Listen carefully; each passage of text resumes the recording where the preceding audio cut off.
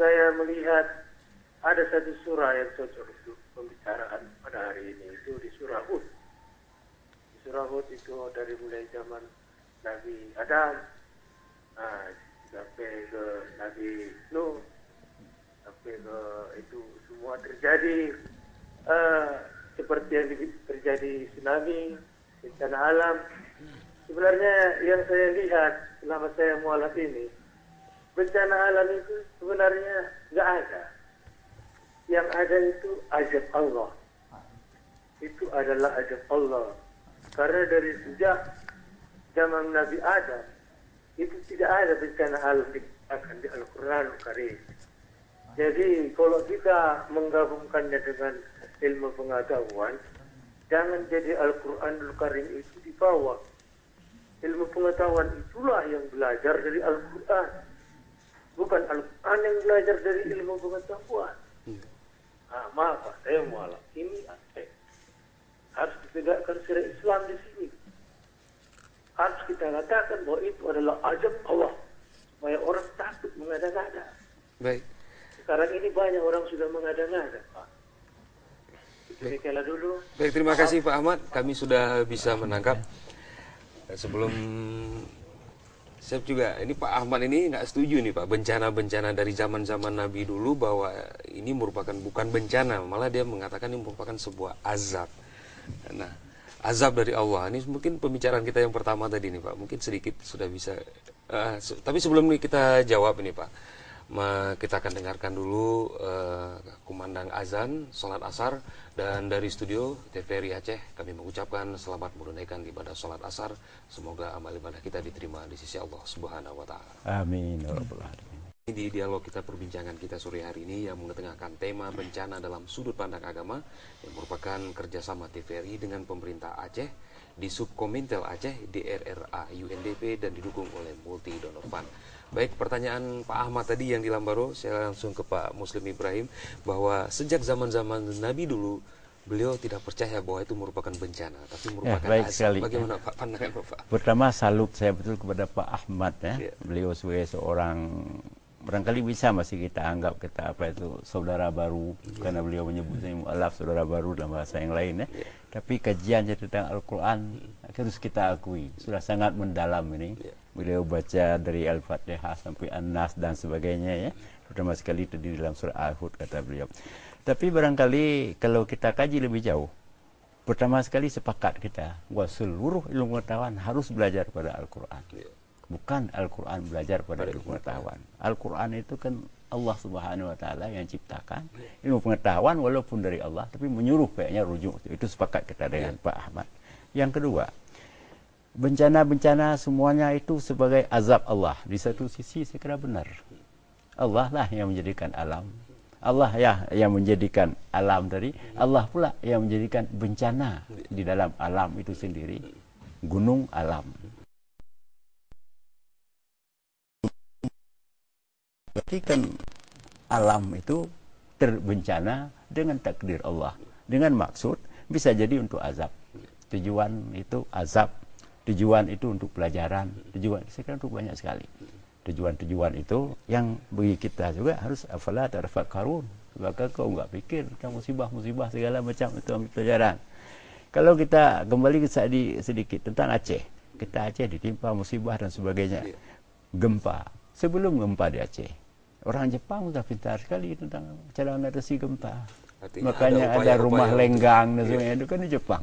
Saya teringat betul waktu kita pernah bencana, kami masih di pengungsian, ada salah seorang anggota MPR Jepang, bahasa kita MPR Jepang datang, dia bilang, seandainya musibah seperti tsunami ini terjadi di Jepang, bencananya tidak sedahsyat ini. Enggak hampir 250 ribu orang meninggal.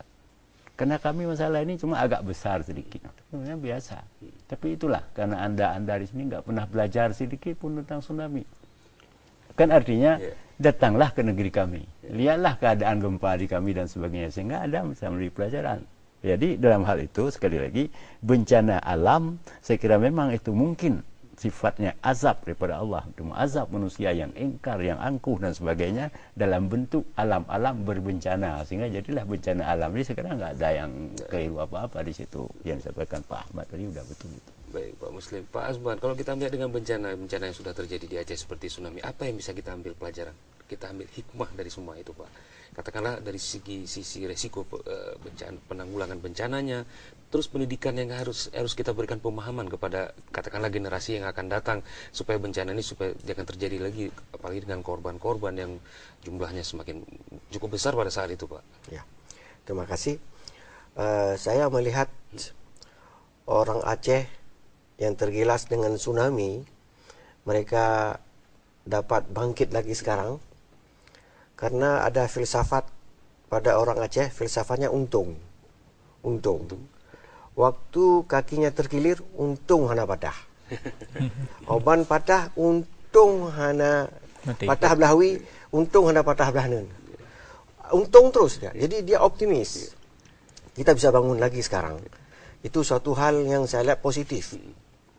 Kemudian bencana itu akan terjadi lagi, akan terjadi terus. Jadi kita sekarang kita harus belajar terus tentang ilmu-ilmu tentang bencana, sehingga kalau akan terjadi bencana itu ada tanda-tanda bencana. Hanya saya ingin menyampaikan, di saat tanda-tanda bencana itu sudah diketahui oleh sekelompok orang ahli, itu dalam menyampaikan ke masyarakat itu harus hati-hati. Kalau disampaikan secara gamblang begitu, ada di antara masyarakat yang sakit jantung, dia belum terjadi bencana dia sudah meninggal. Nah, jadi cara menyampaikan itu saya kira penting. Hikmah. Bil hikmah, dengan hati-hati. Dan misalnya selawah misalnya, sekarang sudah begini, itu disampaikan dengan cara bijaksana sehingga orang tidak lari nanti. Sedang menanam jagung sebagainya, dia lari, tinggal jagung situ dimakan oleh babi dan sebagainya. Tidak demikian. Jadi cara penyampaian ini saya kira perlu, dan saya mengharap ada ahli-ahli orang Aceh yang belajar di luar negeri untuk kembali, dia selalu meneliti apa yang sedang terjadi di Aceh ini sehingga kita bisa mengurangi bencana seperti apa yang telah terjadi. Ya. Pak Sukri, kalau kita lihat tadi seperti, tapi kan ini kan bencana ini kan tidak mungkin kita hindari ini, Pak. Ya. Pasti akan terjadi ini, Pak. Nah, upaya-upaya apa yang seharusnya kita selaku umat Muslim ini, Pak? Apakah kita menyerahkan seperti gitu kan, seperti begitu saja, ataukah kita memang harus punya upaya sendiri, katakanlah untuk mempersiapkan ini? Kita mungkin boleh saja pasrah nih, Pak. Tapi kan jangan terlalu pasrah kan begitu, Pak. Selaku umat Muslim kita perlu ada juga usaha dan juga. Mungkin Bapak menilainya bagaimana nih, Pak? Ya. Kita memang harus melakukan upaya-upaya penyelamatan ini. Ini sudah pasti seperti yang kita uraikan di belakang bahwa kita harus mencari keselamatan. Yang pertama yang seperti dijelaskan oleh Prof. Azman tadi, bahwa pengetahuan dulu tentang bencana ini yang paling penting. Karena dengan orang atau masyarakat kita mengetahui bahwa risiko bencana yang akan terjadi, tentu mereka akan menyelamatkan diri. Nah, kemudian kita harus membuat antisipasi agar tidak terlalu banyak terjadi korban, seperti umpamanya peringatan-peringatan seperti tsunami ini, ada peringatan dini ya, juga ada cara-cara menyelamatkan diri ya. Ini harus betul-betul kerja keras ini. Nah, ini semua sebetulnya ajaran agama kita tuh seperti itu. Jadi agama kita selalu menghendaki bagi umatnya agar tidak terjun ke dalam bencana bila tidak ada pengaman, bila dia akan terkena juga dampak dari bencana. Salah satu hadis Rasul sallallahu alaihi wasallam menyatakan, yaitu maknanya sudah dijelaskan tadi oleh Prof. Muslim, idza sami'tum bitta'un bi'ardin, idza sami'tum bitta'un bi'ardin fala tadkhuluha wa idza waqa'a bi'ardin wa antum biha fala takhruju minha firaran, kama qala sallallahu alaihi wasallam. Jadi jika kamu mendengar di suatu daerah, di suatu negeri itu ada wabah, ta'un ya dalam bahasa Arab tuh, ada wabah, ada penyakit yang mewabah, maka jangan kamu masuk ke situ. Jangan kita datang merasa diri kita sebagai pahlawan, saya bisa ini itu apa semuanya, melihat api langsung terjun dalam api umpamanya. Nah, ini kan konyol nih. Tapi untuk menyelamatkan orang bagaimana posisinya? Jika